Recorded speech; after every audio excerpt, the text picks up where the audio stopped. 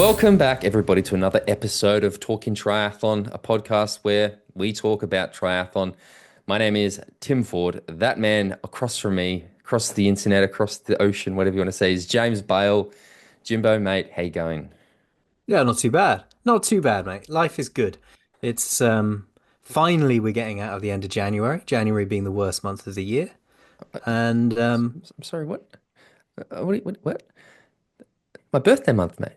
no, January, I'm birthday not a month, fan of this month. wedding No one likes anniversary, January, especially when you're self-employed. The world wants all your summer, money in January in the UK.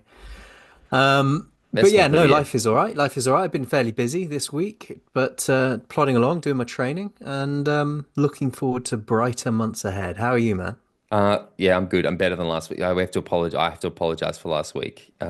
We missed not off to a good start for this year. I was sick as a dog last week, and I thought I got sick on the Wednesday. And I thought I'll be fine by Friday, and then Thursday night I woke up so sick, and I woke up in time for the podcast, but I had a headache and I was knackered, and I just said, and you said, look, we don't need to do another. I think, fuck, I don't think I could have done it. So, yeah, sorry about last week, but fighting fit. I had a revelation yesterday. I was out for dinner. Like I said, it was my 15th wedding anniversary yesterday, and we were out for a lovely dinner, and we were talking about this year, and we're going to Europe, obviously, in April for. It's a weird trip. It's my mother-in-law's 60th, her partner's 70th, and your 40th. So we're doing that party on the Friday in Norway, and then we're going to the UK for your 40th on the Sunday. And I realized it's like 3 months away, or 3.5 months away. So how's your marathon prep going? Yeah, not too bad. I got a slight hit twinge this week, which is annoying me. Kind of like that deep tendinopathy feeling that Mm. I had a couple of years ago. But I'm hoping that I've rested. I've done a bike ride instead of a run today, and I'm hoping that that eases on through and just becomes a sort of a memory in a couple of days rather than amping on up. But I've got a couple of big runs to do this weekend. But yeah, marathon training is going okay.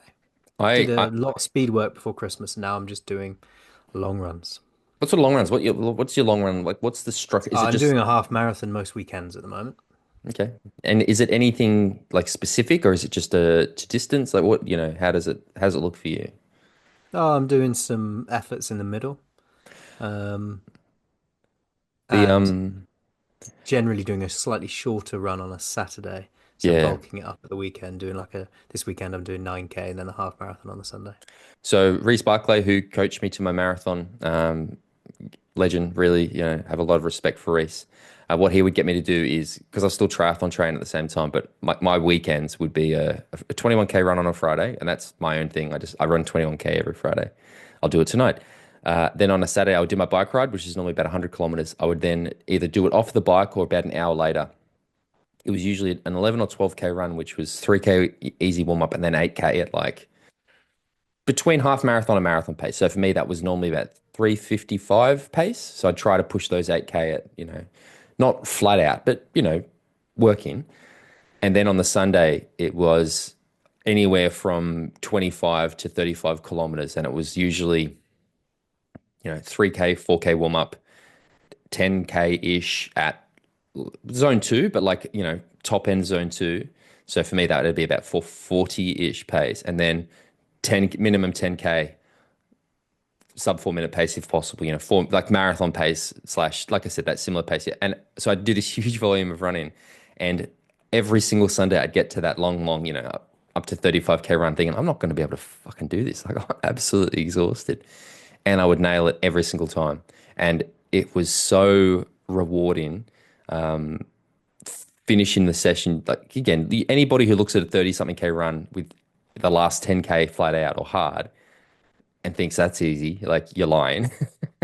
And so to finish Yeah. it, and like I used to have one time I had a friend of mine, Rob, he came out on the bike and sort of paced me a little bit. And one time Des came out on the e-scooter and paced me, and actually became probably my favorite session of the week because firstly, um there's something. Do you know much about flow state? Like this idea of where you push yourself to a Yeah. point. So I felt like I would often get into that sort of flow doing that because it was just hard enough that I really had to focus and sort of everything else would fall away. And the feeling when you finish it of, 10K, hard running, doing a sub 40-minute 10K at the, back end of a long run. I used to love it, mate. Like I really, really, really loved it. So, yeah, I miss. I was very happy Yeah. to be done with the marathon training after the marathon because I was running a lot. Um, but yeah, I do miss that really, really sort of tough. And I guess I'm actually changing coaches. I've got a new coach starting next week, um, with the goal of my big race in July. But yeah, so I'm looking forward to trying some new sessions and seeing what the I difference is. enjoy I'm doing like lactate threshold work in the week. So this week, for example, I did 2K easy warm up and Yep. then 4 times 2K at threshold and then 2K warm down at the end. I enjoyed that session a lot in Bristol. I did that when I was away and found a nice flat down the Portway under the bridge. And I enjoy those sort of sessions, I think, more than I do the long runs at the moment. Mm. And I I am like. slightly worried about the hip, if I'm honest. I'm got a bit of a hitch in my walk, but hopefully it'll ease. I know that, yeah, same thing. And that's the problem with doing marathon training, right? Is you become so hyper like aware of any niggle, and it's good Mm, because younger versions of us, I think, would get a little niggle, and probably some of our listeners, you just sort of push through it, and it's the biggest mistake to make. I know that again, same thing. One of those Sunday runs, I got like 4K in, and my calf really it didn't go, but I could feel it wasn't quite right, and I thought. I'm not, if I'm at 3K into a 30K run, I'm 10% into this run and it's already bothering me. How bad is it going to be in yeah. 25K or something? And so I remember just going, no, I'm not doing this. Pulled the pin, jogged home, and meant that it was an issue for 1 week. And then I was able to go back and do it the next week rather than, making it worse. And then, because Yeah, totally. so many people get to the start of a marathon with some niggle or some problem or whatever. And I'm so happy to say that I started that race without a niggle, without a problem. And I think that's not very common. So I think, yeah, just be careful about it. Go get a massage or get physio, whatever you need to do. And Who's your new coach, mate? Billy Harris. So Oh yeah, Billy is Fenella Langridge's Manella's partner. other Yeah. half Yeah. So had a few and meetings with coach. Billy. Yeah, had a few meetings with Billy. He's down in New Zealand at the moment, and yeah, just felt like it was time for a bit of a change. And I've also personally sort of been lacking a bit of motivation. I think I've fallen out of love a little bit with triathlon. I think what I've noticed is I was just going through the motions with a lot of my sessions. I was still training, but just ticking them off, really, not really. Mm. Um, I don't know even how to, but yeah, so I just thought a bit of change of stimulus could be good. So yeah, start with Billy on Monday, which I'm looking forward to. Um, yeah, we'll see. Hopefully it's a Cool, cool. good move. Anyway, so what do we do? Guys, if you want to support the podcast, head to patreon.com/talking triathlon where you can get bonus monthly episodes. We will probably do one next week actually, because it's about time that we do one. There's all those bonus Christmas ones. I think there's about 20 bonus episodes at the moment. So if you go in there and sign up at the moment, you don't just get the new stuff, you also get access to all of the old stuff. This morning they were in there bashing on coup cycles, which was fun. But that WhatsApp group's always going, always buzzing. And yeah, we've got some people who are going to be doing some T100 races together and things like that. So there's, like I said, there's just under 100 people now. So it's great. Thank you everybody who supported. If you want Yeah, to, yeah. patreon.com forward I've slash signed up for talking triathlon. T100 Frejus. You did, I saw that. Did yeah, I'm quite keen to go and do that race. Where's Freju? Bit more swim training this time though, I think. Are you going to use the white tri suit again? No, Why no, not? Do you have another no, because one? that had its day. It's had its moment. That white Do you? tri-suit. I think I'm gonna invest in a nice slimming black tri-suit, and No. I'll still get a logo on the back of it. But no, I think I need something that the camera will take to rather than the It loved white, it. which It didn't do loved the anything for white me as well. tri suit, mate. You got more Yeah. praise for that. I think more people cheered you on for your bravery wearing that white tri suit than your actual race performance. Anyway, enough about the white tri suit. Where are we starting this week, mate? Where do you want to kick off? Where are we going to start our episode this week? Well, it's talking triathlon, but how about we talk about a bit of cycling? Let's do it.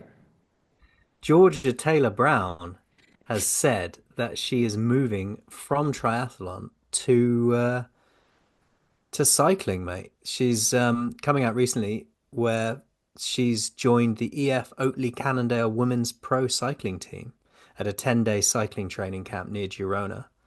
And there's a rumor that she's going to be, well, more than a rumor. There's news that she's going to be heading off to cycling for a year. What do you reckon to that? I mean, it's completely news to me. I've not heard anything about this for. months. So yeah, I was completely blindsided by this announcement. Really didn't see it coming. Uh, no, Did you great. not? Of course, man, I heard about this months ago. I just couldn't Oh, say right. Sorry. Yeah. it. Yeah. She reached out to some of the sponsors, of which we are a few, and let us know.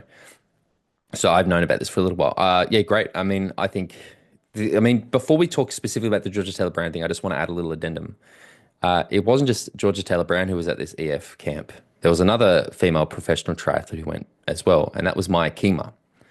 So there was actually two pro triathletes at this EF camp. So Maya and Georgia. But yeah, I'm not sure about Maya's plans moving forward. But I do know that yeah, Georgia's decided she wants to try to pursue cycling for a year, and it seems like Yeah. it's sort of a bit. I mean, there's a few things here. Firstly, it's Christian talked about it.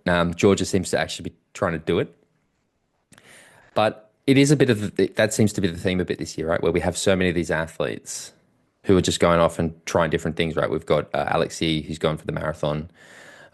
We've got the Vincent Lewis, no, sorry, the Hayden Wilds, the Morgan Pearsons. These people going towards T100. Like it really just feels like that. Like I look at all this, and then I'm sure we'll talk about it later. We saw the Abu Dhabi start list. It's in like 2 weeks, and I really was just like, wow, no one's racing WTCS this year. Like it really seems No. like, No, no, it is. There's a bit of an ex feels like a bit of an exodus going on, doesn't it? mm, Um, the sport's in an interesting place. We often discuss the interesting place that the sport is in. I think interesting is a light word to use for it. Certainly when it comes to attracting sponsors, earning a living, you know, putting all this energy and effort into training at the highest level and then not having a huge amount to show for it. I think people are looking in different directions to go and experience different things and see what they can get from those different options. I think it's a theme that not just conversations we've had in our personal life, but even on this show, right? We've discussed with a lot of short course athletes that concept that the grass is greener. Like there's a lot of these Mm. athletes, and look, this is the natural evolution of a commercial space, right? A commercial capitalist society is if your competitors are doing something or more lucrative, that's where people are naturally going to go. And what we're seeing is that these bigger stars are going to where the money is. It means that if WTC, I mean, we have that great thing. I know we're going to go back to cycling, but we have this great thing where if they want to keep athletes and stuff, and if it's like maybe the Olympics are finally becoming not enough because yeah, once you've done one, or like like looking at the list, like Jamie Riddle done one Olympics, he's doing an Ironman in South Africa, so that's interesting. It often tends to be a one-way trip. Not many people successfully go along and then come back. So you'd say, well, he's also probably gonna make more money, so he's gonna go. Well, I'm not gonna go back to short course. You've got, Mm. Morgan Pearson, Kate Woff, Hayden Wild, Jess Lemont, all these short course athletes, Kate Woff being probably the bigger one, also going towards T100. What seems like at least at the cost of either some WTCS or maybe Supertri racing, I'm not sure. Yeah, it's because there's just no opportunity there, and yeah, they're going to get those new athletes constantly coming in. But if they are also trying to operate commercially, they can't constantly have an influx and check. Like they need the names and they need the athletes as much as anyone else. So yeah, maybe force them to do something about it. But let's not talk. Let's talk about the cycling thing. We get distracted a little bit. So Yeah. let's talk about the Georgia cycling. Taylor Brown, the only quote I've got from in here says that after Paris Olympics, she needs to try something shiny and new, she said. So it's a rare chance to be able to step off that WTCS treadmill, which pretty non-stop for her up to Tokyo and then into Paris. She won the individual silver and the mixed team gold relay in Japan, and then obviously had what she had in Paris. I can imagine it's quite tempting to go if you've got an offer to go and try something new in the cycling world. Quite tempting. It's going to be a very different kind of lifestyle. It's going to be you're going to be racing quite a lot. If you're in a women's pro tour team, you're going to be racing probably more frequently than you would as a triathlete. It's going to be a very nomadic style lifestyle. Um, but if she obviously thinks she can do it, her coaches and her team obviously believe she can do it. So it'll be really interesting to see what happens when she does, if she does fully make that transition and find success over there. You're obviously the second biggest cycling fan on this podcast. We all know that I am, in fact, the biggest cycling fan in the whole world. Nobody loves it more than me. So I often try to give you the opportunity to get to my level a little bit. Like this is an upskilling opportunity for you, James. So looking at Georgia Taylor Brandon, and I know that what we discussed. I mean, again, I explained it to you before we recorded about why Christian couldn't probably do it as a pro team rider. But around Georgia, comparing Georgia to Christian Blumenfeld, you were again, my words, just you basically said them on the podcast for me, about Christian probably not being at the level to make it as a pro cyclist and a pro tour team. Georgia Taylor Brown, is it the same, or do you think it's different? Do you look at her and think, no, she could actually do this? Like as again the second biggest cycling fan on this podcast, what are your thoughts? I mean, cycling's all about power to weight, really. It is. And I see no reason why an athlete with an engine like Georgia Taylor Brown couldn't make it in the pro cycling world. The only reason that she may not be able to reach the very highest levels would probably only come from the longevity of which she's been trying. She hasn't focused her entire life to become a pro cyclist like most of the women's peloton have. So she may get there and find herself a step behind or a couple of steps behind. That doesn't mean she can't make up those steps, but it'd be interesting finding out whether she can. But I see certainly certainly I see no reason why she couldn't be find success there. I hope she The does. women's sport the women's sport is catching up with the men's in terms of Mm. coverage, and but it's a younger sport. We want to see absolute equality in the cycling world between the men's and the women's pelotons, but it's a younger sport. It hasn't, and so I think there's an opportunity there for her. No, again, I love to see it. I will admit I'm a little disappointed just because again, and again, I'm very guilty of this, right? Like I look at the athletes that I see doing short courses that I want to see go long and I think will do really well. And Georgia Taylor Brown is one of those athletes. Seems like everyone is one of those athletes. But to Yeah, like honestly, I think Georgia has that sort of that robustness that I think you need to be quite good at long course. And after what she did in Bahrain and on debut last year, I thought, fuck, this could be real good. I kind of before I sort of knew that she was going to go to cycling, I thought we'd see her take a T100 contract, like kind of similar to what we saw Sophie, yeah, Sophie Cole got the wild card for London last year, and I thought, oh, this is interesting. So Jess got one, obviously, which I think is fantastic. But yeah, part of me is a little. I hope we don't see this because I think the intention, from what I understand, anyway, is like it's a 1 year experiment. I think though that if you sort of have but success it's in the it's an main team, experiment. If you find success, if you find you take to it, it's an experiment where there's going to be options for extensions there, isn't there? It's not like exactly. you're going to go and experiment for a year, find you're amazing at it, and then think, oh, I'll go back to triathlon. Because, we're seeing a huge growth in women's cycling at the moment. And when I say it's a younger sport, I mean in terms of the levels of investment, the levels of coverage that the men's sport has had for so long, and the women's has been criminally underinvested in and undercovered. So, you know, if she goes there and finds she's amazing at it and finds she's got opportunities to win big races with big amounts of exposure, and the sponsors will come, and she could be earning a good decent salary on a world tour team, then you know that is not something to be sniffed at. I agree. Yes, and that's what I think is that exactly. It's a year for now. I think I'm kind of in the back of my mind thinking this could be a long permanent change maybe. Which again, if it works for her, fantastic. It is just that element of like, damn it, I really wanted to see what she Yeah, would do it. it's a Long different course. lifestyle. I mean, she won't be if she gets a contract with a pro tour team and they're paying her a salary, she won't be living.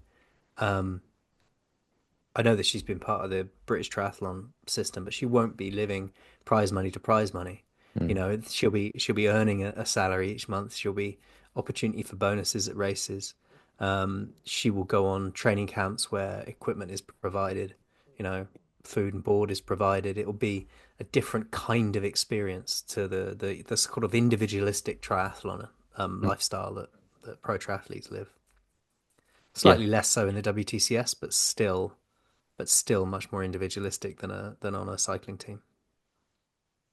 All right. What's next? What are we talking about next? What's the I want next to thing? stick with cycling and how pissed off I am at the moment Okay, do it. because in the UK, Eurosport has been carrying the cycling for years and years and years and years and years, and we've all paid about 6.99 a month to watch our cycling. Hmm. And Discovery and Warner have just announced that they are fucking off Eurosport, and we've all got to pay like 30.99 a month for an entire sports package to watch the cycling. That's And pounds, I right? think, yeah, 30.99 pounds a month. So that's nearly $1,000 a year. Yeah, it's ridiculous. It's ridiculous when a sport is trying to grow. I mean, cycling is very popular, but it's also not one of the biggest sports in the world or in the country. I see there are a lot of people in the UK who watch cycling and probably only cycling because they're cycling fans who don't want to buy this entire sports package every month. And yeah, it's really got under my skin. And I think it could lead to a slowing down of the growth of cycling in the UK, or even going backwards a little bit. I'm going to give a non-cycling example now, but it's something I think similar. Is my entire life up until 10 years ago played football, soccer. Loved it. You know, it was the first game I played as a kid. Literally played it up until I qualified for 70.3 Worlds in 2016, and my coach said stop playing football. But I used to love watching games and things like that. And Australia used to have a league called the NSL, National Soccer League, and it was like super corrupt. You know, it was all about like you had to be a certain ethnicity to play on a certain team. And, Sydney United was Croatian and Sydney Olympic was Greek. And like there was all this stuff around the structure of this league. So they decided to start completely fresh. They shut down or they changed the NSL and they started this new league called the A League. New teams, no national associations, nothing. It was purely, a new professional football league to try to make it like a major sporting league. And it was so exciting, thinking like, I'm all in on this, finally we can start again, da da da da. And they put it straight on pay TV. So I had a season pass to watch Sydney FC play because I lived, 500 meters from the stadium. So we bought the season pass, but every single week that they weren't playing at home, we couldn't watch the games because I didn't have the sports package. Back then you couldn't even stream, it was, had to have a box or whatever. And it ultimately fizzled out because it was very difficult to build up a fan base. And it still exists, but it's gone back to being what the NSL was before, this very minor league that, not many people really watch. There's not as much commercial interest as, some of our other bigger free-to-air sports. And when I hear this, right, and it's similar to triathlon, right? Like the fact that World Triathlon put their races behind a paywall and you get it and you're like, what the hell? At least with cycling, it's decent. But all you're doing for a sport that's the primary for most sports, the primary income is through sponsorship. If Mm, you're doing something to limit the eyeballs on your sponsors, you're exactly that. so what it often thinks is that there's this balance, right, where it's the balance between broadcast rights and sponsorship. And they always try to find that sweet spot where how can we make the most money from broadcast and the most money for sponsorship? And they've clearly gone to a point where they believe either they're going to force people like yourself who just like, oh, they just love it, they'll do it anyway. Or they think that actually we're going to make more money from broadcast now than we are going to from sponsorship. So let's do it this way too. And it sucks because it's not an equilibrium, right? One thing will dramatically impact the other. If you suddenly put cycling behind this paywall that a lot of people go, fuck that, I'm not paying $1,000 a year to watch. Because I'm guessing it's darts and it's football, it's probably the Premier League and Yeah, there'll be a load of other stuff on there. the We've got one more year. This year will be the last year. The Tour de France is on ITV, and then that's going to move over as well. So essentially, all cycling is now going to be tied behind this very expensive. I mean, 30.99 a month is objectively expensive it's for very a expensive. yeah, for a subscription of any kind for an entertainment package. I know most streaming services are upping their prices at the moment anyway, but you're getting into sort of what it used to be like in the 90s when you used to want to buy Sky Sports or something like that. It's a bit sickening, to be honest, and I don't think for a sport like cycling, or endurance sports in a whole, just don't think it's sustainable. I don't think it will work. Well, again, I think what the point was trying to get to is this idea that yeah, it's almost like a bit of a hubris thing, and I think that yeah, a lot of people are going to drop off, and then what they're going to see is that maybe the sponsorship is less, and I think it could have an adverse. I could be completely wrong, but I don't think you're going to bring more. You're not going to bring more eyeballs to the sport because you have to pay more for it. Like you're not going to have the people that have the subscription to watch football suddenly go, well, I'm paying for cycling, I might as well watch it. Like no, so I don't understand it because how you were explaining it to me before, and is that you in the past could purchase just cycling and not have to pay for every other No, you sport. just pay 6.99 for Eurosport. Now, there is a crossover here because Eurosport is the channel in the UK that carries the T100. So you're going to be making in T100 have currently got a multi-year deal with Discovery to continue broadcasting their So we'll events. go behind the paywall as well. So I'm assuming that the T100 will also go behind that paywall unless there's some deal going on in the background. But you're making what is already a sport that, I mean, triathlon is even smaller than cycling. Um, they had the biggest single event broadcast audience this season was Toulouse, the T100 Toulouse, with 6 million people watching the race on Eurosport alone. Bullshit. That's what the figures say. Yeah.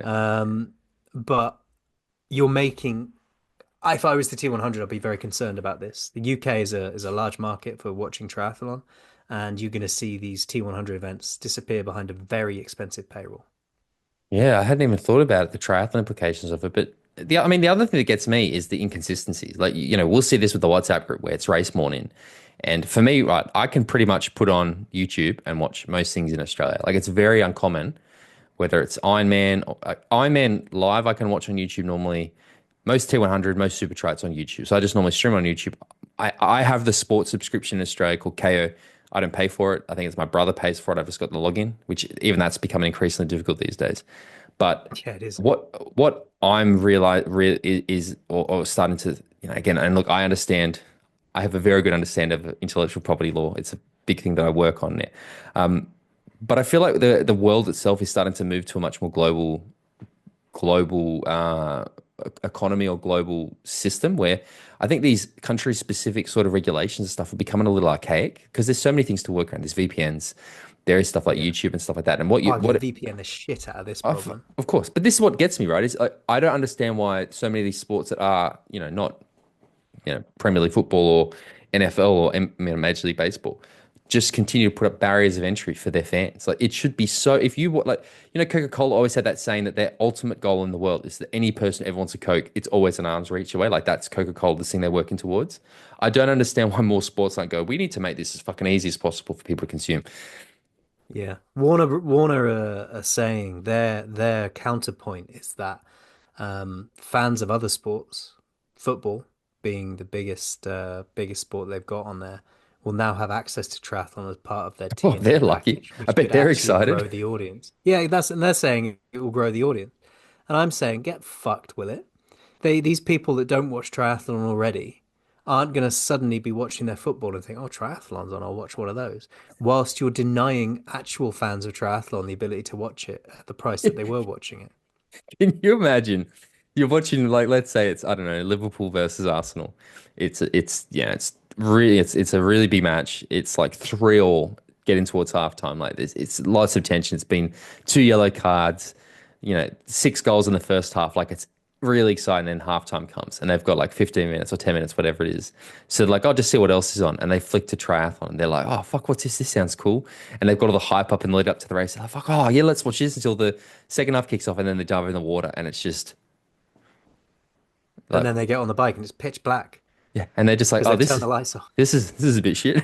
I'll put it back on the football, and then the energy's up again, and everyone's carrying on. Yeah. Yeah, not good. Not The, sure that's going to necessarily work. the PTO there's no official line for the PTO at the moment. Supertri, again, another entity that's broadcast on Eurosport, have said that they're committed to continue to offer viewers of the UK and Ireland a free to view option as they previously via their own channels.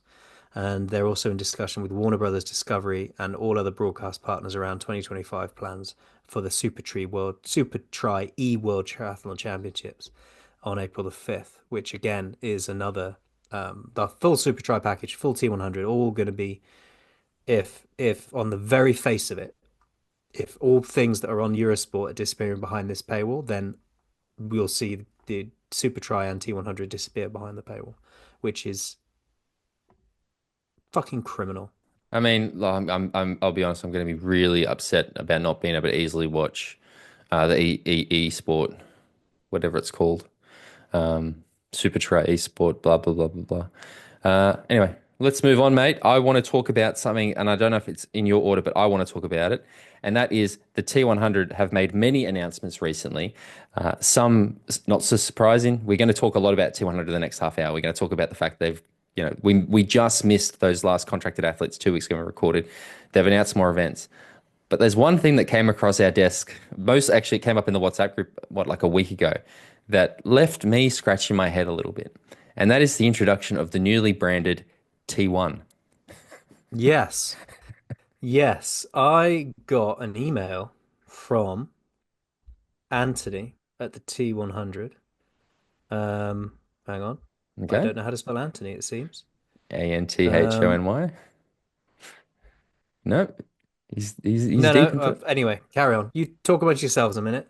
I'll find So that email. yeah, so for people who are maybe not as familiar, that last year there was an incredible uh, event. It was a World Cup event in Levin in France, and it was an indoor triathlon. And it's something that I'd seen. I think I'd seen.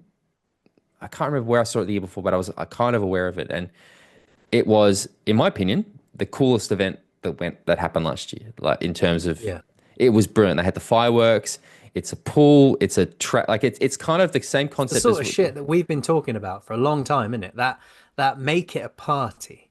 Give people beer and lights and lasers. yeah. And it was awesome. And it was an indoor triathlon, I guess, kind of like like the arena games, but not done on Zwift or whatever the new platform they use is. But like literally, swim in a pool, ride around a track, jump off, run around a track, and it was phenomenal. It was awesome. Yeah, there was music, there was lights, there was fireworks, the works. I thought this was so cool. Definitely one of my highlight events of last year. Something I was really excited for this year, and same thing. I think it was already on the calendar as a World Cup event in Leuven, and we know that it's run by the local tri community in association with the World Triathlon. Everything seems to be in place, and suddenly we find out that T100, sorry, the PTO is now a partner in not the World Triathlon Series, just this race, and they're going to brand it as a T1, is my understanding. Yes. So I got this email from Anthony at the PTO, and he said, just a quick heads up on the press release, which we just sent out. This is a separate venture from the T100 Triathlon World Tour and something we've referenced when we announced our 12-year partnership with World Triathlon in October 2024, i.e., create a framework to explore new opportunities and grow the sport together, including hosting shorter distance events alongside the T100 Tour. So that is their rationale for it. And it's going to be interesting. I mean, look, like you, I'm just as excited. I was just as excited to see that event take place because it was really cool, and it was the kind of thing that I'd love to have been at. Mm. Drinking beer and shouting and screaming and listening to music and watching the lights and the fireworks and all that. Um, I think it's a good reflection of the T1 of the PTO. I keep saying T100 PTO's desire to experiment and work alongside World Triathlon and see what they can develop. Um, and it's a bit like Georgia Taylor Brown going for a year in cycling and seeing whether it takes. Because I think what we're seeing is little feelers going out and seeing what takes and what doesn't, and if they can get involved in something and then What grow it, What are then they going to do ideal. though? This is what I guess my confusion is it's a pre-existing race. It was already awesome. It was broadcast. Like, what are they doing? Like, when we hear this, they're not going to organize the event. I'm assuming like the people who organized it last year will still organize it this year. So that's like if you. I don't really understand what the actual what this means, other than it's going to be Well, branded as this new event. yeah, I mean, I think seeing the success of that event last year and assuming I would assume they are assuming that it's going to have some eyes on it because it was such an exciting and unique event. I would assume that they are assuming, I've said assume Lots so of many assuming. times, that they are using it almost as a marketing vessel Okay. to get, like that, that's like why adverts. you hate an advert, but the more you hate the advert, the more it makes you remember the product. And if you see the name T100, it might stick in your mind a bit more. Do you want to play my favorite game we do on this podcast? Are you ready? Are you going to play with me? Always, mate. We're going to play Let's Speculate. I know that James Bale loves speculating. I love it. I love making you do it because I can tell how uncomfortable it makes you. I saw this and again, first I was like, "Oh, I don't really understand it." But then the more I thought about it, and again, looking at like the different pieces and I look at the Malibu Supertri incident from what was it, 2 years ago, where the PTO backed to the guy who took the Malibu race license off Supertri. So Supertri don't have the Malibu race anymore. That was backed by the PTO. And I thought, that's interesting. I assume they're going to try to do a T100 race in Malibu. Hasn't happened yet. Now we have this where the PTO are getting on board with the indoor triathlon, which to me is also a very direct competitor to what Supertri does. We've been in a bit of trouble with the PTO in the past for suggesting that maybe they were trying to take on Ironman. We called the podcast something they didn't like. Is it possible that this is PTO making a move to start to directly compete with what Supertri is doing? I would say it's less that. I'd say it's less about individual entities within the sport and more about trying to find things within the sport that will gain traction and work, Would you argue that Supertri is gaining traction and working though? irrespective of who that competes with. So you don't think you don't think it in their mind at all they're even I just wonder if they're like Supertri does do a really good job and it does seem I mean, as with all things in business, if something works and you're in a position to do it yourself, it's kind of irrelevant who's already doing it if you can make mm. it work. The I next don't thing think that it's about they're not thinking, well, we'll go and we compete with Superdry. They're okay. they're looking at the product and thinking this product works. Can we do it well somewhere else? It would be good because one of the things I think that it would lend itself to is what I would like to see is that they really get involved with the broadcast because broadcast was good, but I think that this could be the opportunity because one of the things we know that PTO have been talking a lot about was about, up in this broadcast making this thing. We haven't really seen it. I think that what they've probably come to realize as well is it's quite difficult with long course non-drafting racing. I'm very curious to see if they have those same ambitions and goals and apply it to a much shorter, exciting race format. If we could actually see something revolutionary or different, is it going to be much of the same? Maybe, but I don't know. Like maybe there is this possibility that this thing that they've been, had this idea cooking for so long. Like actually, let's apply this model, this idea, this concept to this exciting format, and we could see something really good. That could be a good thing. Yeah, I agree. I agree wholeheartedly. I just think they want to make an ecosystem and they want to So a whole roll out that. ecosystem. Yeah, I think so. Eventually, I think they want to roll out that name, that branding. I mean, I don't know, like, and thinking about Anthony's email, he said it's a separate venture from the T100, so you might not see the T100 name on it, but it's got the T1 and it will have the same, I assume, the same branding schemes, Mm. color schemes and all that, and things will start embedding in people's minds. That's the way I see it as a marketing exercise to get your product in front of more eyes. The next And question then then. people go, okay, well, let's investigate the two. I had a great time at this race. It was brilliant. How about I go and What do else one do of the they longer do? ones? What else do they do? Yeah, Yeah. exactly. Well, then the next thing I want to ask you about is when the PTO started, it was an organization, it was a pro-led or owned organization specifically geared towards long course triathlon. And we have seen their distance go below 70.3 and they've had nothing longer than that. They've never done a long course race. They're now getting involved with super, super short course race. Does this show, and is this another step in that movement to show that they're not really a long course triathlon organization anymore? And if you are an Ironman athlete, what's the incentives to still be, apart from the fact you get the bonuses at the end of the season, what's the incentive to be involved with this organization if it's another step away from what it sort of sounded like it was set out to be in the start? It's an interesting question. And I do feel a bit like I'm some sort of PTO representative under the spotlight here. You keep bragging Um, about the emails you get from Anthony all the time, so come on. yeah. I don't know. I think Yeah, I mean that is a question, isn't it? It's a question I'd quite like to ask them myself. Is where do they see themselves? What place do they see themselves in the sport now? Have they moved away from that, from representing long course athletes as an athlete owned and led organization? Because you've got the Ironman Pro Series, which is, if you're an Ironman athlete, then your place really is in the Pro Series. If you're one of those athletes like, I don't know, Joe Skipper when he's on really good form, for example, I don't see him racing and being as successful in the T100 series as he would be in the Ironman Pro Series. An athlete like that, or a sort of Sky Monch type athlete. Mhm. Um, so yeah, it's an interesting question. One I'd like to put to them because I don't have an answer to that. Um, I think I really do. It reeks of trying to find where you sit, where your place is, and what is successful. And that's why I think like we're seeing them taking on this T1 race, and they're doing one race, and it's a bit of an experiment, I would say, Yeah, to yeah, I see think so. does is this going to gain traction? Is it going to sit? Because one thing I can say about my experience racing their race, it was a from an age group perspective, it was a really, really good experience. I've raced lots of races in lots of places and lots of parts of the world for lots of different race organizers, and theirs was one of the best. Yeah, I've only ever had good experiences at T100 events. I can't see them doing a mass participation event here. I don't think the No, I don't nature think of so. it. I don't think it's not going to work. It's not a bad thing either, Insurance though. wouldn't like it. Yeah, not a bad thing either because it's sort of again, it's a step away from that. Like, one of the things I've been a bit concerned about is that bleeding in of the mass participation element.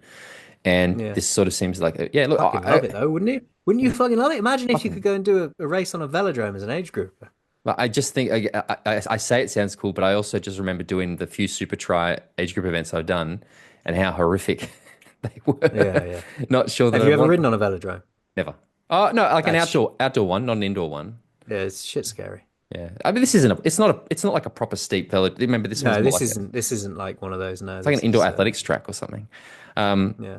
the only other thing I was going to say is like I love the Levin indoor triathlon. I love what the PTO is doing. So the two of them together, I can't see being a bad thing. It just, as you, Totally. it just it raises some questions for me, and that's not a bad thing either because it's got us talking about it. We are going to talk more about PTO now because I think we're basically back in what do we used to do, download the PTO. There's about to be PTO corner on this podcast for the next 15 minutes or so because Jimbo, they have announced some more races. They have announced some more contracted athletes. Let's talk about everything we know about the PTO for the rest of the year.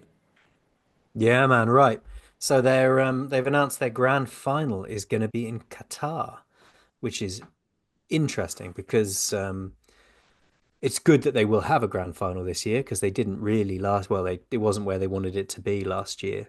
Um, and let's have a look at when the dates are going to be 11th in of pro December, racing. I think. 11th So of we've got December. Singapore in the 5th and 6th of April, San Francisco 31st of May to the 1st of June, Vancouver 13th of June to the 15th of June, the French Riviera 27th to 29th, which will be Fréjus, T100 London 9th 10th of August, Spain to be announced, Las Vegas, Lake Las Vegas to be announced, Dubai 15th 16th of November, and then the grand final in Qatar on the 11th 13th of December. So that's one, two, three, four, five, six, seven, eight, nine races, which is ever expanding series.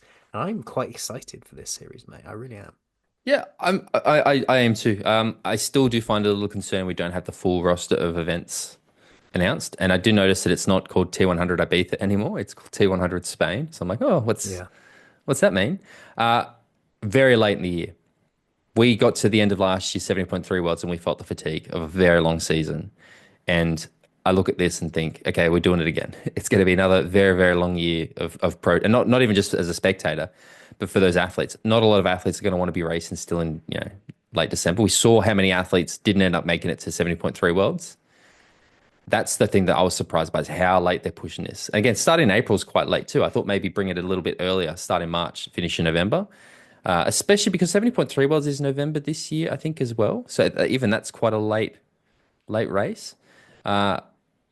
I think Qatar's yeah, it's great. Like I think it's. I mean, I've seen obviously that anytime they mention anything in the Middle East, there's always the same sort of comments get made. I think that I don't know enough about Qatar. I haven't really studied it that in depth, but I think that anything that is trying to bring attention to the area isn't necessarily a bad thing, as long as it doesn't get used to sort of ignore other challenges. But it's sport these days, right? It's not like triathlon is immune from it. It's where a No. lot of the opportunities exist in sport, and as long as it's good, as long as it's not a boring race in the middle of a thing that like I don't really care. So yeah, the grand final is I mean, exciting. What are the it's a striking environment. Those buildings and the contrast between the city and the desert around it. It's striking. I'm looking on their website at the moment to try and get the start list, but they've made it massive. So it's very difficult to navigate. what do you mean the contracted athletes? Yeah, yeah. You look at you're scrolling through and they're massive. There's just a massive picture of Taylor Knibb's face. I mean that's And then you that's have not a bad thing, mate, is it? to scroll down her face, and then you get to Martin Van Riel. So there's no particular list anywhere. There's I've just got these him. massive faces. I've got it. Have you got it? Yep, I've got it. Good So stuff. Well, you can be in charge of the start list then. Who we got? when you say start list, you mean the T100 contracts for this year, right? Yeah, yeah, start list, yeah. Well, they've got how many? 20. 16 contracted athletes and four hot shots, no? Yeah. Well, yeah. So they've announced the last few athletes, but that's what happened at the end of last week's episode. They announced those last contracted male athletes, and then the females came out after we'd recorded. But we have the full list now. So do you want me to talk about the? Let's just talk about the whole list, and we can, some of them are known, some of them aren't known. So the women's 2025 PTO T100 athletes are Taylor Knibb, Ashley Gentle, Julie Derrin, Flora Duffy, Lucy Byram, India Lee, Imogen Simmons, Paula Finlay, Lucy Charles-Barclay, Carolyn Pole, Emma Pallant-Brown, Ellie Salthouse, Els Visser, Marta Sanchez, Grace Theck, Hannah Berry, Taylor Spivey, Laura Madsen, Kate Woff, Jess Limott. So those last four, Taylor Spivey, Laura Madsen, Kate Woff, Jess Limott, were the wild cards or the hot shots. And then Carolyn Pole, Emma Pallant-Brown, Ellie Salthouse, Els Visser, Marta Sanchez, and Grace Theck and Hannah Berry were those last contracted female Yeah. athletes. What do you think about this roster of athletes for I think 2025? it's exciting. I think they're getting they're refining it, aren't they? They're getting athletes that I think are going to stick with this series throughout. There are obviously a few names where there's question marks over them whether they're going to go and race other races. At the moment, they are still allowed to go and race other races. We haven't reached that point yet where the PTO are locking people in. Um, It'd be interesting to see, for example, whether Lucy Charles-Barclay stays the course or whether she goes and races Kona. What are your thoughts on Surely, that? she's definitely going to race. There's no doubt in my mind she's going to race Kona. She's got to defend, mate. Yeah, yeah, agreed. I mean, I'm with you, but I just think the PTO are going to be wanting to keep people in this series, and whether we've got some dates on here, for example, that are to be announced, Spain and Las Vegas, and whether they are to be announced because they're trying to work it around the existing calendar and make sure that they don't lose out too much. I I get the think feeling they've they're not going to realized go that head to head. yeah, they've realized that going head to head is a non-starter. Well, they did it last year. They tried it around what was it? Lake Las Vegas was like what a week before Kona for the men, Mm. and we didn't really see any of those guys who were going to Kona. I mean, a few, but not really. I think that the allure of those, particularly Ironman World Championships, are still too great. So I think you're right. I think we'll see them move around. I'll be honest. Lucy Charles was the one of everyone that sort of surprised me the most, and not Yeah, that I don't agreed. think she'd do well. I just didn't got the impression. I didn't get the impression she wanted to really. Lucy. I mean, I just think of last year's roller coaster ride of Lucy Charles Barclay, where it was I'm all in on the T100. I'm not going to do Ironman. The course doesn't suit me, so I'm fully committed to the T100. And suddenly that changes. It's like no, actually, I am going to do Nice. I'm going to do them both, then gets niggled, gets the injury, and then we don't see her again for the rest of the year. And this, unfortunately, has become a bit of a theme with Lucy over the last few years to the point where it's very hard to, I guess, be certain about, yeah, as you said, like, what are we going to see from her? Because I love Lucy Charles Barclay and I want her to go to Kona. I want her to defend her title. I just wonder, again, are we going to see a repeat of last year where maybe trying to race the T100s at that level leads to a few niggles, which means she might miss it. I don't know. I was very surprised to see her take the contract, to be honest, just because of what happened this year. But who knows? If you make hay while the sun is shining, if she wants to do it, wonderful. I think she can be very competitive at this distance. The Yeah. because she was the 20th athlete announced. Those last contracted athletes that read, Carolyn Pole, Emma Pallant Brown, Ellie Salthouse, Elsa Visser, Marta Sanchez, Grace Steck, Hannah Berry. What do you think about those announcements? Yeah, I mean, I think they add excitement to it, variation and excitement. I mean, I know you're going to be happy about Ellie Salthouse being on the list, being the number one Ellie Salthouse fan. I am the number one Ellie Salthouse fan. I think, I mean, I'm intrigued by how she's going to go over this distance. I mean, she's never raced a full Ironman. She's very much a 70.3 athlete. She's a very good 70.3 athlete. So I think she's going to take to this quite nicely. And, she's, yeah, I think she's going to do well here, mate. I really do.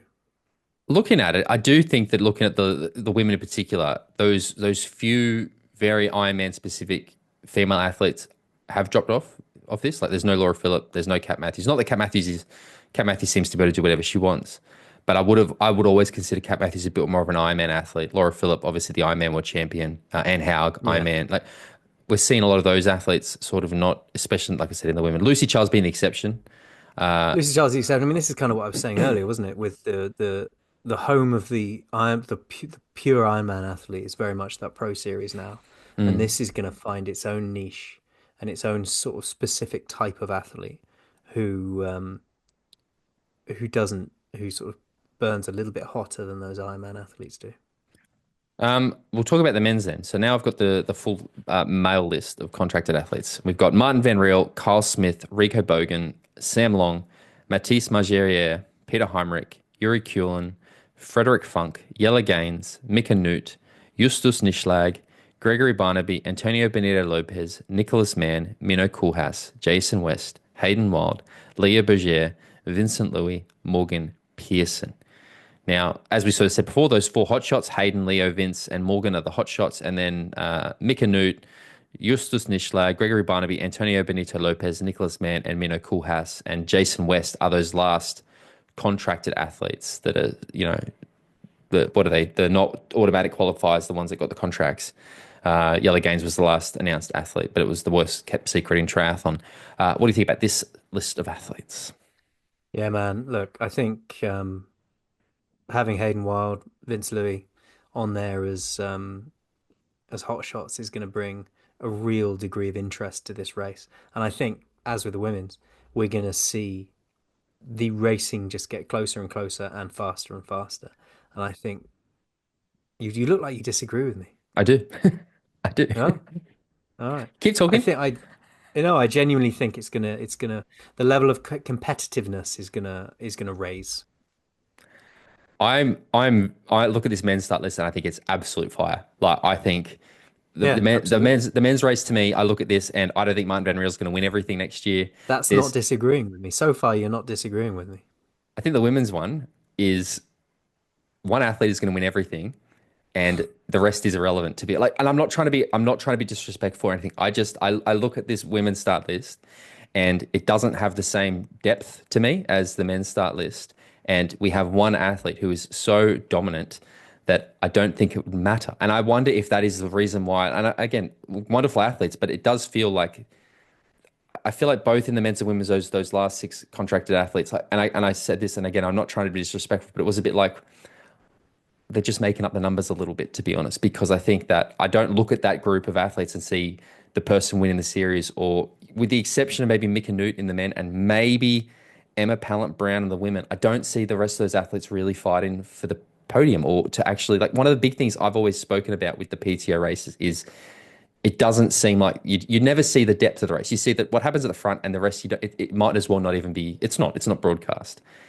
I looked at those additional contracted athletes and I thought, well, we're not going to see them. They're going to be very invisible this T100 series. And in particular, the women's race, I just think Taylor Knibb's going to win the whole thing, which is, Yeah, I mean, look, on the women's side, Taylor Knibb is or has been the form dominant athlete, and the expectation is that she's going to come in and that's going to continue. But it's up to the rest of that field to figure out how to beat her. And it's going to be interesting watching them try. That's kind of how I see the interest on the women's side is can anyone crack that code, They can't. or can they race in a certain way that might crack that code They can't. almost as a group? They I, can't. I mean, but that's we're looking at a generational I could talent, eat, aren't we? yeah, And I could that's eat the my words. beauty of sport sometimes, is that sometimes you just have to sit back and go, well, this athlete is in their pomp, and they are truly the best we've seen for a while, and she's having her years where she's gonna dominate. I wish Long they may that gave. continue. I wish they gave It's my kind of Kima a like, hot shot. That's Jess yeah, Lemont. I it's think kind of it. like 2000 to 2005 in Formula One, where Schumacher just went mental. We could Yeah, see that with Taylor Knibb. That's where I see the interest on the women's side is the fact that we get to see an athlete of her quality perform at that level and watch the others try and decode it. On the yeah, men's side, I see a fucking race, mate. yeah. Same. That's exactly where I'm I at. see a fucking race. It's interesting to me that the two athletes you mentioned were Vincent Louis and Hayden Wild, and again, I think both of those guys are going to add a really exciting element to the T100. But the athlete I'm most excited about racing the T100 this year is Morgan Pearson. I think if Morgan Pearson, if he is, his swim has been a little inconsistent, but he is a front pack swimmer. He's a big boy who I think can put down serious watts on the TT bike. And that guy just ran what, a 101 half marathon. I really think Morgan Pearson could, yeah.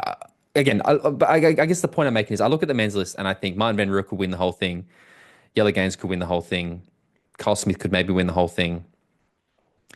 Hayden Watt could win the whole thing. Leah Berger could win the whole thing. Vincent Louis could win the whole thing. Morgan Pearson could win the whole thing. I look at the women's. Taylor Knibb could win the whole thing. That's it. That's where I'm at, I suppose. It's just Yeah, there's but we this. could have some really interesting racing, and that race that comes along where something happens and someone finds a way to beat her. Those are going to be the races that we remember on the women's side, I think. I also think we talked about it at the start of last year and weren't far off, right? We said, can Taylor Knibb win everything this year? And she basically did that same conversation this year.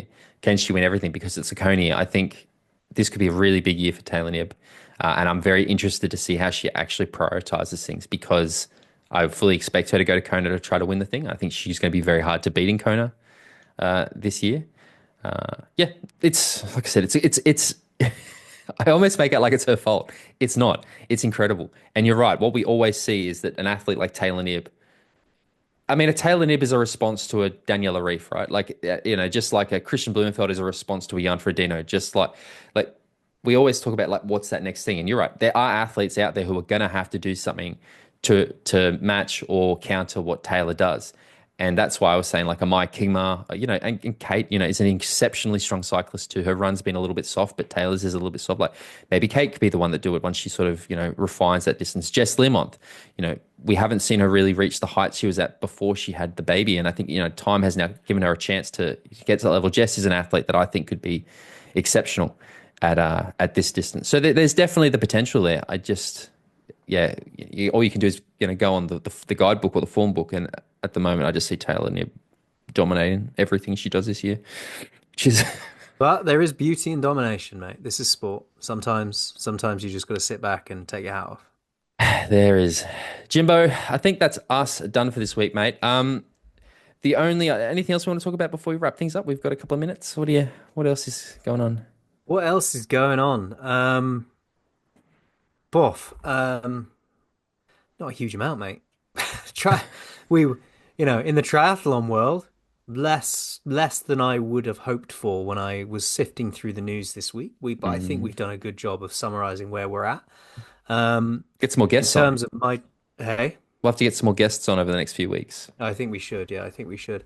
In terms of what's next for me, I've got to go for a run tomorrow, and then I've got to do a double run this weekend. So I'm just hoping I wake up tomorrow with a slightly less painful hip.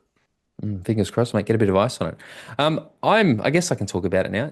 Nothing's formal yet, but it is something I've been working on for the last couple of weeks. Is I'm looking to launch a new podcast in Yes, you are. the next few months. I think I've spoken mostly on the Patreon episode, but a little I've sort of touched on the main feed. I've had some challenges the last few months, and I've had to, as a result of that, be doing a lot of work on myself. And I think that part of that journey has inspired me to, I guess, bring people along because I think that mental health isn't something that is spoken enough, in particular in the sport. So I'm in the process. I've started sourcing guests. I'm going to do a 8 episode season. I'm calling of my new podcast, which will come out. I'm expecting it to come out in a few months, but it's going to be called The Endurers, where I'm just going to have really open, honest, vulnerable conversations with some of the best endurance sports athletes in the world. Because I think for me, So these I'm your guys, first guest, am I? I mean, definitely. I think that there's a lot that we can learn from. I mean, what the tag is, we all have to endure in some sort of way, and I think that you know, being a professional athlete doesn't matter what sport you do. You're naturally going to be exposed to some very tough mental situations. And I'm looking to have, I'm basically, if a guest isn't willing to come on and be quite open with me, I'm not probably going to have a chat. Like, I don't want to have the superficial chats. I'm looking to actually get into the weeds and, quite selfishly try to look at things to help myself, build my resilience and things and what lessons I can take. And hopefully, people who can listen firstly understand that it's very okay to not always be okay, and maybe they'll get some takeaways and things out of it. So I've set up an Instagram account yesterday. It's the.endurers, but I'll share more I information followed as you, that mate. comes. You did. It does sound really interesting, and it sounds like something that we've seen a growth of recently, as people being a bit more vulnerable and a bit more open when they have chats. And I think it's something that our sport would be really interesting to have those conversations within the endurance world. I think the seed for it was, and I know it's a while ago now, but I still remember I interviewed Taylor Spivey a couple of years ago, and she got very open and real with me, and it really impacted me. And I thought, well, if Taylor Spivey's brave enough to do that, I'm sure there are others. So yeah, that's my little thing that I'm working on. I've confirmed exactly one guest or one and a half guests so far. I'm only going to have 8, and how I'm going to do it is each episode's going to have a theme. A starting point, I should say. I want to have a starting point to start a conversation, see where it goes. But I want each guest to be geared towards what that theme is. So I'm going to take my time trying to find the right guests. And yeah, so we'll see. So keep your eyes peeled for that, guys. You can head out, check that Instagram account thing out. Jimbo, if you want to find out more about this podcast, what do you need to do? If you want to support the show, jump on at patreon.com/talking triathlon. If you want to follow Tim, he's at T414 on Instagram, and I'm at bale.james85 on Instagram. We are on Instagram as at Talking Triathlon. And if you join the Patreon group, you'll get access to monthly bonus episodes and the social group, and we'll put you in the WhatsApp group, which is constantly keeping me entertained. Head to YouTube too. People really liked that last episode, which was good on YouTube. So head there. Let us know if you think I'm wrong. Can anybody beat Taylor next year? Yeah, YouTube is a good place. Go subscribe there. We appreciate it, Jimbo, mate. A pleasure as always. I'll talk to you later. Cheerio.